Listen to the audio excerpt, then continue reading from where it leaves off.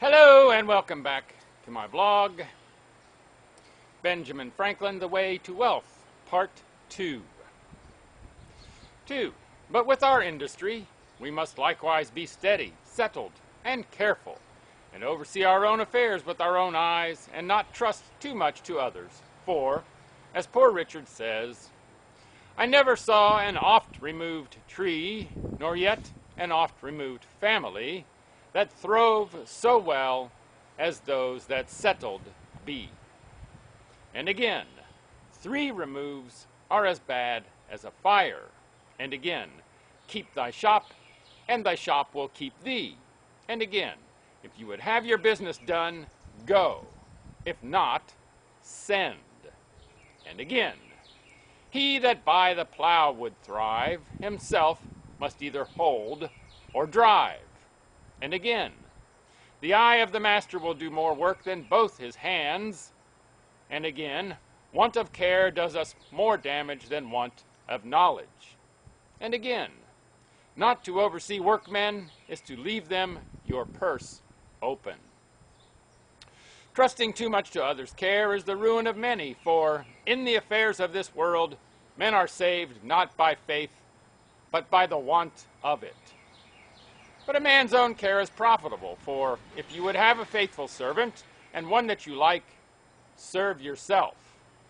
A little neglect may breed great mischief. For want of a nail the shoe was lost, for want of a shoe the horse was lost, and for want of a horse the rider was lost. Being overtaken and slain by the enemy, all for want of a little care about a horseshoe nail. 3. So much for industry, my friends, and attention to one's own business, but to these we must add frugality, if we would make our industry more certainly successful. A man may, if he knows not how to save as he gets, keep his nose all his life to the grindstone, and die not worth a groat at last. A fat kitchen makes a lean will.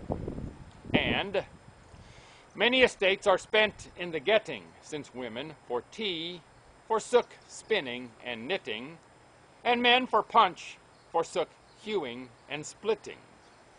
If you would be wealthy, think of saving as well as of getting. The Indies have not made Spain rich, because her outgoes are greater than her incomes.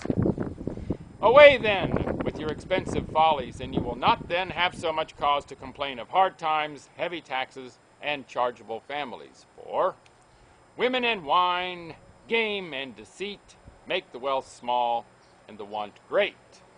And farther, what maintains one vice would bring up 2 children.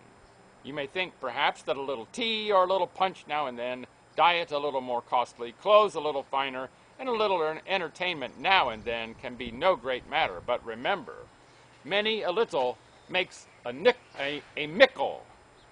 Beware of little expenses. A small leak will sink a great ship, as Poor Richard says, and again, who dainties love shall beggars prove, and moreover, fools make feasts and wise men eat them.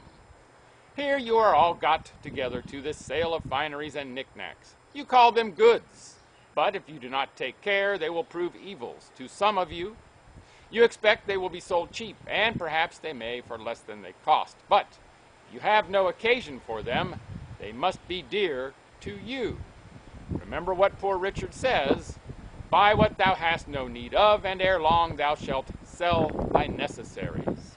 And again, at a great pennyworth, pause a while. He means that perhaps the cheapness is apparent only, and not real. Or the bargain, by straightening thee in thy business, may do thee more harm than good.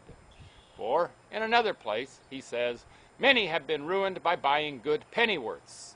Again, it is foolish to lay out money in a purchase of repentance. And yet this folly is practiced every day at auctions for want of minding the almanac. Many a one, for the sake of finery on the back, have gone with a hungry belly and half starved their families. Silks and satins, scarlet and velvets, put out the kitchen fire, as Poor Richard says. These are not the necessaries of life. They can scarcely be called the conveniences. And yet only because they look pretty, how many want to have them? By these and other extravagancies, the genteel are reduced to poverty and forced to borrow of those whom they formerly despised, but who, through industry and frugality, have maintained their standing. In which case it appears plainly that a plowman on his legs is higher than a gentleman on his knees. As poor Richard says, perhaps they have had a small estate left them which they knew not the getting of. They think it is day and will never be night, that a little to be spent out of so much is not worth minding, but always taking out of the meal tub and never putting in soon comes to the bottom, as poor Richard says. And then, when the well is dry, they know the worth of water. But this they might have known before, if they had taken his advice. If you would know the value of money, go and try to borrow some, for he that goes a-borrowing goes a-sorrowing, as poor Richard says. And indeed, so does he that lends to such people when he goes to get it again. Poor Dick farther advises and says, fond pride of dress is sure a very curse. Ere fancy you consult your purse. And again, pride is as loud as a beggar has want, and a great deal more saucy. When you have bought one fine thing, you must buy 10 more, that your appearance may be all of a piece.